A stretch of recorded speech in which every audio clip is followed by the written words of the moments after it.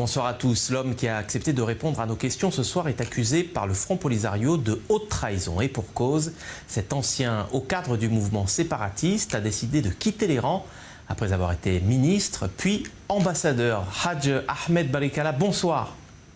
Voilà, buenas noches. Alors vos interviews sont plutôt rares. Première question, pourquoi vous avez décidé de rompre avec le Front Polisario?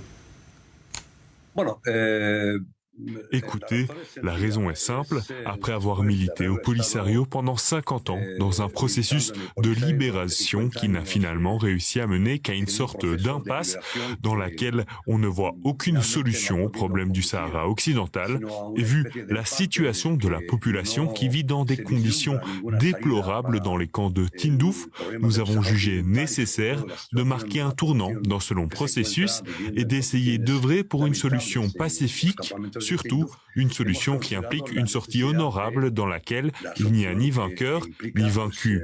Et je pense que c'est une meilleure option que de rester dans l'impasse où nous sommes depuis 50 ans et qui ne mène nulle part. Alors vous avez quitté le Polisario, pour autant vous n'avez pas abandonné le nationalisme sahraoui et vous avez fondé en 2020 le mouvement sahraoui pour la paix qui propose, contrairement au bellicisme du Polisario, une voie de sortie pacifiste. Sur quoi repose-t-elle?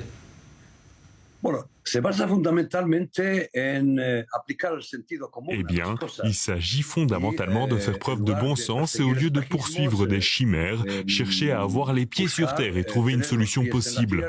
Les guerres peuvent être réglées par une défaite, par une solution négociée, et nous pensions qu'il est bien préférable pour les Sahraouis de rechercher une solution négociée, une sortie qui ait des garanties internationales et surtout qui n'implique pas une défaite.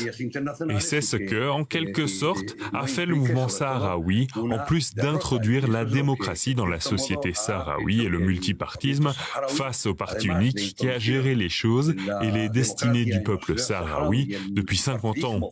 Nous pensons que le moment est venu d'ouvrir d'autres voies, des voies pacifiques pour trouver une solution tant qu'il y a encore de l'intérêt de la part de la communauté internationale et qu'il est possible de trouver une issue ou une solution avec des garanties internationales.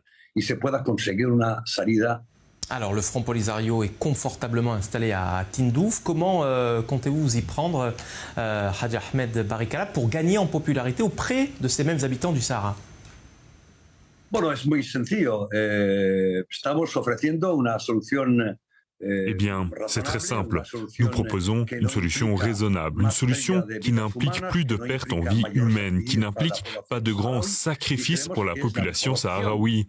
Et nous croyons que c'est la meilleure option, comme je l'ai déjà dit, face à l'impasse dans laquelle nous nous trouvons depuis 50 ans déjà. Si cela continue ainsi, cela pourrait durer encore 50 ans.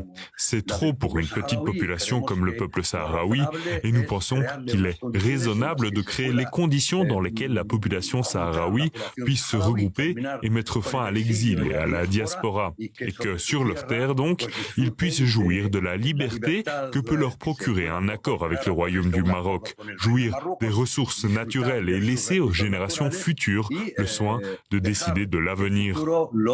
Comment vous qualifieriez aujourd'hui votre rapport au Maroc? C'est un pays que vous combattiez de toutes vos forces jusqu'à peu. Pour le moment, nous n'avons aucune relation directe.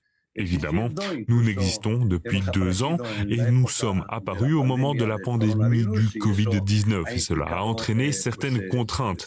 Mais l'important est que c'est un mouvement qui s'est implanté assez solidement sur le terrain.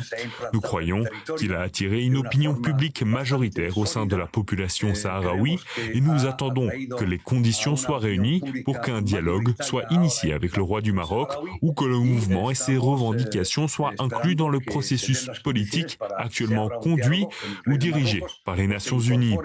Malgré notre pessimisme concernant ce processus politique mené par les Nations Unies, qui, comme vous le savez, dure depuis 30 ans sans créer les conditions pour parvenir à un accord mutuellement acceptable, chose que demandent les Nations Unies et la communauté internationale.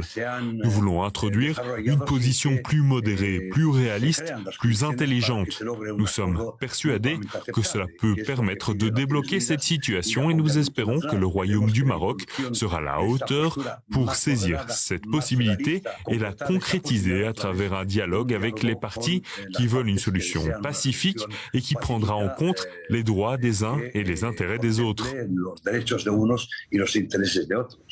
Alors, contrairement à d'autres dissidents du Polisario qui se sont installés au Maroc, vous avez décidé de vous installer en Espagne, une Espagne dont le virage diplomatique à 180 degrés en faveur du Maroc sur cette question du Sahara a été salué par Rabat. Est-ce que cela fait de votre mouvement un interlocuteur privilégié pour les Espagnols ? On le rappelle, c'est l'ancienne colonie qui gérait cette région du Sahara occidental et qui demain pourrait peut-être jouer les médiateurs. Nous n'avons pas fait volte-face concernant le Maroc. Nous continuons à revendiquer les droits du peuple sahraoui et à aucun moment nous n'avons renoncé aux objectifs fondamentaux du peuple sahraoui. Par conséquent, aucun changement n'a eu lieu sur ce point. Le seul changement concerne les positions du Polisario, leur positionnement dur qui continue à tout parier sur l'option militaire, sur la voie de la confrontation et qui fait du peuple sahraoui des pions dans une confrontation permanente entre l'Algérie et le Maroc. Nous avons décidé de choisir cette voie car nous pensons que c'est le moyen de sortir le peuple sahraoui du bourbier maroco-algérien. Et c'est ce qui nous a conduit à adopter cette position. Mais en aucun cas, nous n'avons changé ou renoncé aux objectifs fondamentaux.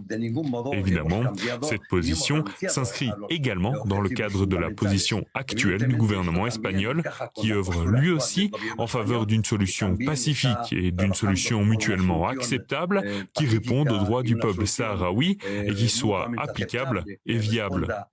Nous sommes d'accord sur ce point et nous pensons qu'il s'agit, en quelque sorte, d'ouvrir la voie vers cette solution. Mais cela ne signifie en aucun cas qu'il faille renoncer aux objectifs fondamentaux du peuple sahraoui.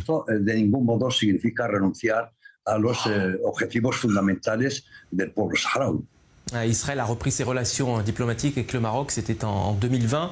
Est-ce que Jérusalem, selon vous, peut jouer un rôle aussi dans ce conflit entre les Sahraouis et le Maroc ? Tous les amis du Maroc et tous les pays d'Afrique du Nord ayant une certaine influence sur le Maroc peuvent évidemment jouer un rôle et contribuer à la solution de ce problème. Bien évidemment, Israël est un pays qui a une forte influence dans les relations internationales et nous savons bien sûr aussi, de par son influence dans les conflits avec la Palestine, qu'il peut aussi contribuer dans la recherche d'une issue pacifique, d'une solution pacifique. Et je crois que c'est un effort dans lequel la porte est toujours ouverte à tout pays désireux d'encourager et de promouvoir une solution pacifique. Hadj Ahmed Barikalla, président du mouvement Sahraoui pour la paix. Merci d'avoir répondu en direct à nos questions. Merci à vous.